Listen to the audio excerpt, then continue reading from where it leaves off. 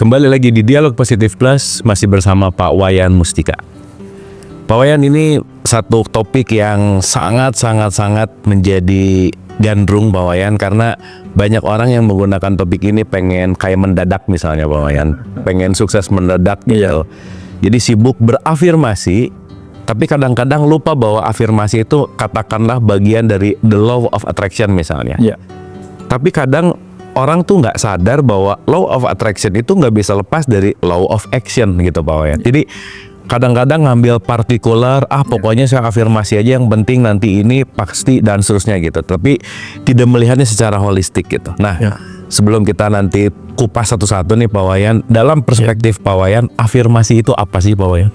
Iya, ketika kita bicara tentang afirmasi kan ada keinginan untuk menciptakan. Menciptakan nasib, menciptakan takdir masa depan, menciptakan keadaan hidup kita di masa depan. Bicara tentang menciptakan, maka kita harus kembali mengingat Tuhan sebagai Sang Pencipta yang terlibat di dalam upaya kita menciptakan. Karena di dalam diri kita kan ada percikan Tuhan sebagai co-kreatornya yang menciptakan nasib dan takdir masa depan kita.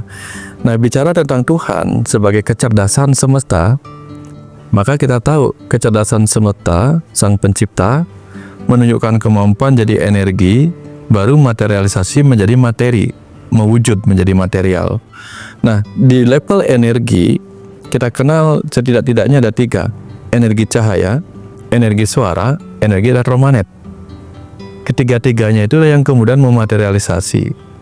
Nah, dalam hal afirmasi, kita gunakan kecerdasan semesta dalam diri kita untuk bermanifest menjadi energi suara yang kemudian menjadi kata-kata. Itulah affirmation. 2, menjadi energi cahaya yang kemudian berwujud visualisasi. Yang keempat, menjadi energi elektromagnet, rasa. Nah, disitulah kemudian kita memasukkan rasa ke dalam visualisasi kita. Jadi kalau kita ingin menciptakan sesuatu yang terjadi di masa depan kita mewujud menjadi sebuah material. Misalnya kita ingin punya rumah, kita ingin ketemu jodoh, kita ingin punya mobil, kita ingin punya apa saja. Buat sebuah afirmasi. Misalnya, di tahun 2025 saya bertemu dengan jodoh saya.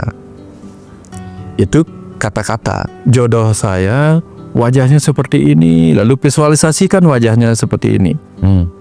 Kalau dulu Ebit nulisnya begini. Istriku harus cantik, lincah, dan gesit. Dia bayangkan istrinya seperti itu gitu. Dia bayangkan seperti itu. Itu visualisasi. Kita bayangkan jodoh kita seperti apa. Seperti Brad Pitt, nah, atau seperti Brad Talk.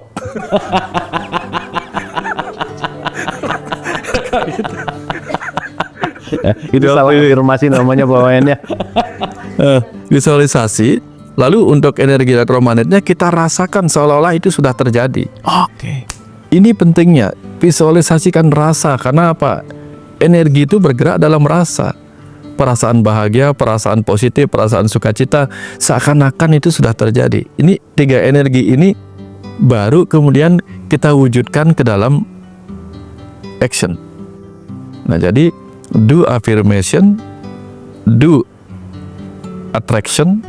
Attraction itu kita visualisasikan, kita tarik rasa ke dalam kehidupan kita, seakan-akan itu sudah terjadi. Baru do action.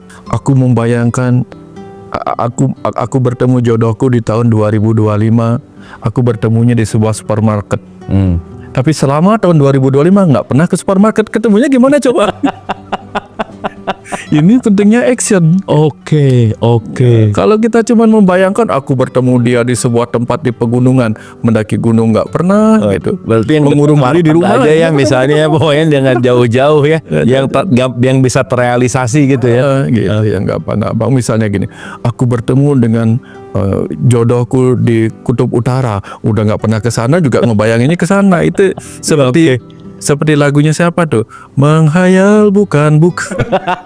Itu namanya menghayal karena terlalu berangan-angan. Berangan-angan itu Beda dengan visualisasi. Angan-angan itu kan bebas. Sesuatu yang nggak mungkin juga boleh kita angan-angankan. Tapi kalau visualisasi kan kita membayangkan apa yang benar-benar mungkin kita dapatkan. Ini kata kunci sih Pak Wayan, angan-angan beda dengan visualisasi sih. Oke. Ya, di angan-angan kan nama juga angan-angan gitu. Angan-angan gitu. Iya. Visualisasi kita mewujudkan apa yang kita harapkan baru dalam bentuk visualnya. Oke. Seakan-akan itu sudah ada gitu. Oke. Nah, itu kan gini Pak Wayan. Misalnya Ya. itu datang dari keinginan kan. Ya. Misalnya pengen banget jodoh kayak Angelina Jolie gitu. Ya.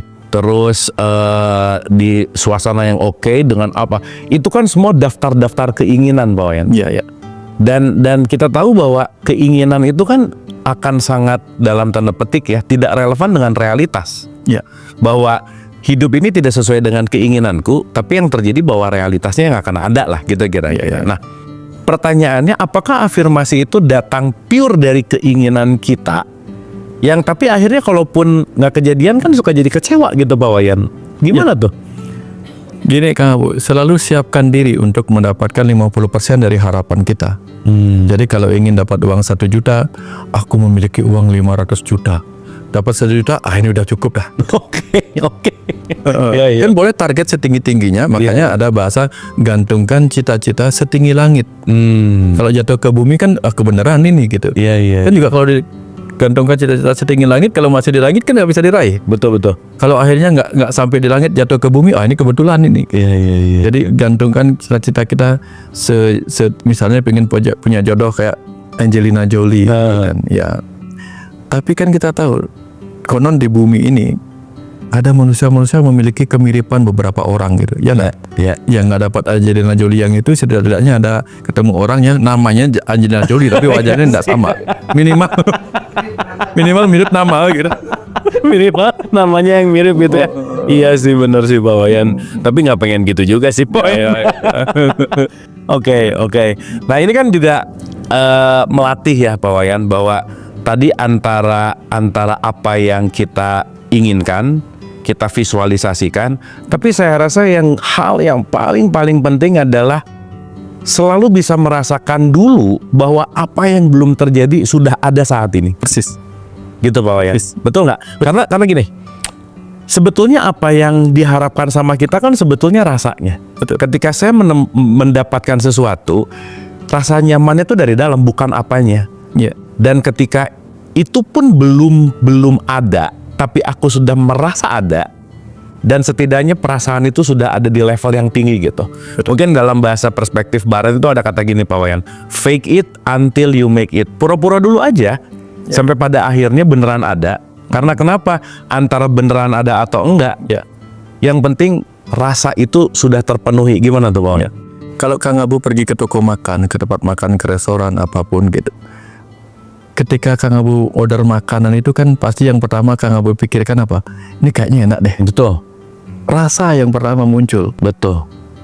Makanya kita pilih yang itu. Karena ada rasa yang kita rasakan. Gitu. Kalau rasanya sudah nggak bener kan kita nggak akan memilih itu. Betul. Makanya paling sering kita kalau nggak tahu yang mana yang enak dari makanan itu karena nggak ada gambarnya, paling kita ngorder yang mana yang makanan paling enak. Betul. Aku mau yang paling enak gitu misalnya kan. Jadi rasa yang kita panggil gitu. Sehingga dengan rasa itu baru nanti oke. Ketika kita minta yang paling enak, si tukang masak akan tahu apa sih yang harus diramu untuk menjadi yang paling enak bagi dia. Jadi kita sudah keluar liur dulu kan. Setelah kita keluar liur dulu, maka kita akan mendapatkan apa yang kita inginkan. Dan kita pergi ke restoran itu juga dimulai dari apa? Rasa lapar. Bukan karena kita punya uang, mumpung punya uang aku pergi ke restoran. Tapi kalau nggak lapar kan kita nggak pergi. Betul. Rasa lapar memanggil kita ke sana, dan rasa suka, rasa yang dimunculkan oleh nama gitu.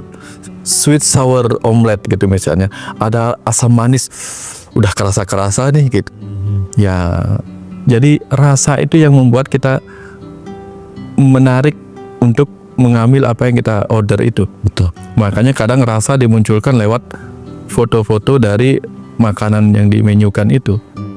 Kalau kita nggak bisa paham bahasanya, kalau ada gambarnya, kayaknya ini enak. Makanya kita pilih. Makanya rasa itulah kita gunakan untuk menarik. Ya, seperti itu Kang Abu. Jadi afirmasi tanpa rasa nggak ada gunanya gitu. Oke. Ya, dia seperti ini misalnya. Tahun 2025 saya ketemu jodoh. Tapi dia bilang begini, tahun 2025 saya ketemu jodoh, sambil marah-marah gitu kan kampung jadinya. Ini beneran mau minta jodoh, mau diajak berkelahi jodohnya gitu kan. Oke. Ya. Ini kan kita harus selaras dengan ngapain minta jodoh. Iya. Tahun 2025 aku merasa gitu kan. Iya. Ada sukacita di dalam permintaan kita gitu, bukan kebencian gitu. Itu akan menarik tuh. Ya. Jadi itulah keselarasan doa. Keselarasan doa artinya apa? Selaras dalam do affirmation, do attraction, dan do action. Ya.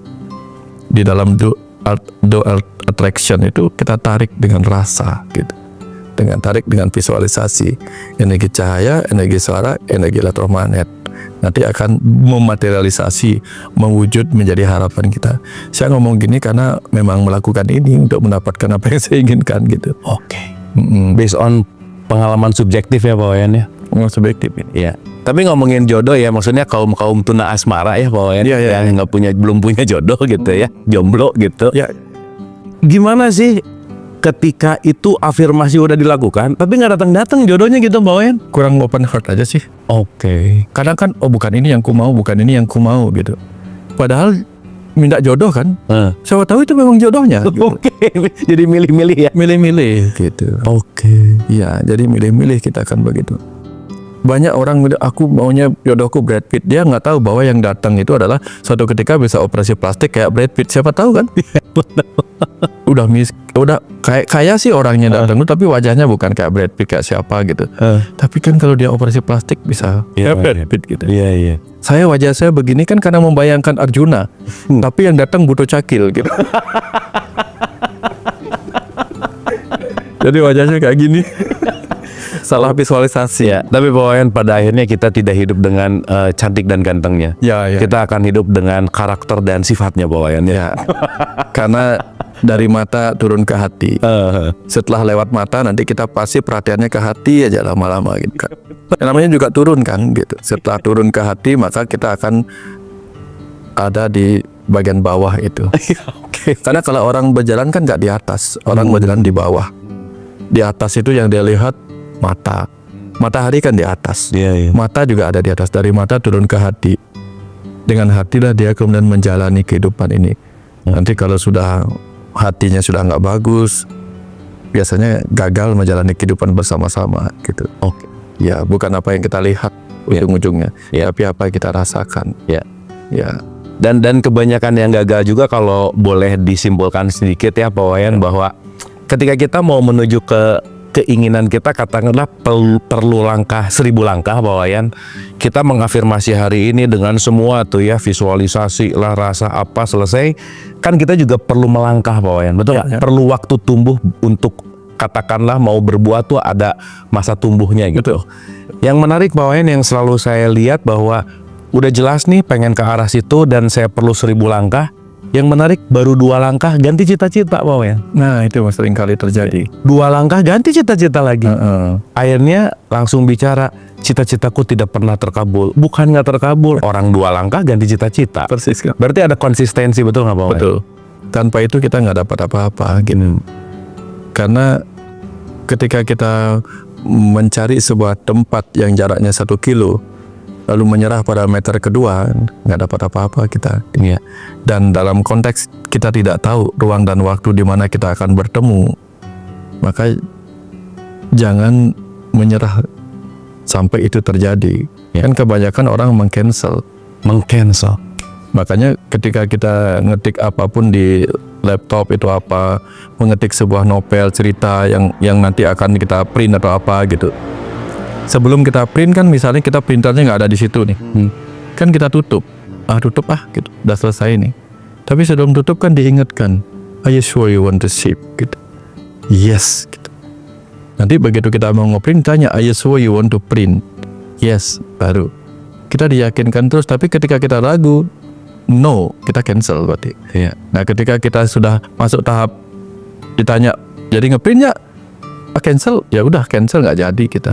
Nah, kita kan sering kali doanya A, hari kedua cancel. Lebih enak delay daripada cancel kan. Oke.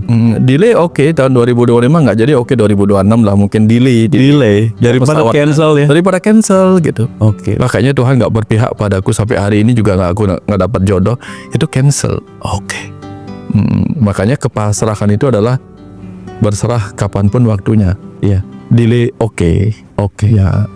Jadi mungkin pengulangan afirmasi itu juga ada pada konsistensi ya Pak Wayan. Ya, jadi makanya disuruh kita minimal 14 hari, minimal 21 hari melakukan prosesi untuk affirmation, Ya.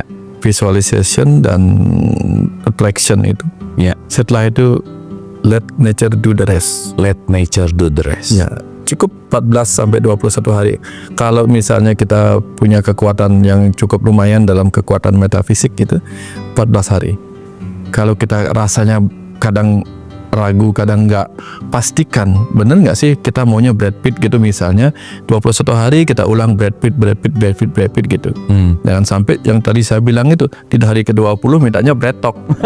Balik lagi dia. Itu baru cancel ya. Ya cancel itu. Oh jadi maunya begini gitu. Saya pernah melakukan itu Kang, bukan untuk diri saya, untuk ponakan saya. Oke. Saya bahkan, kamu mau yang mana?